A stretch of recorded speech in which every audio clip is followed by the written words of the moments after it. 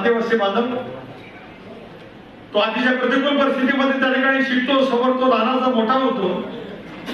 प्रचंड प्रमाणात कामाला कष्ट करणारा माझा आदिवासी बांधव आणि विशेष करून महिला भगिनीच्या पद्धतीने जीवन जगत असतात. अनेक वेळा कुपोषणासारखी परिस्थिती त्या सगळ्या परिस्थितीमध्ये निर्माण होत असते.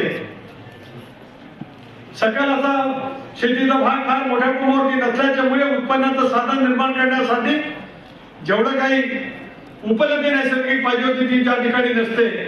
पण तरी सुद्धा सोन्यासारखी असलेली माणसं प्रचंड प्रमाणावरती मेहनत घेत स्वाभिमानाने आपलं जीवन त्या ठिकाणी जगण्याचा प्रामाणिकपणाचा प्रयत्न करत असतात.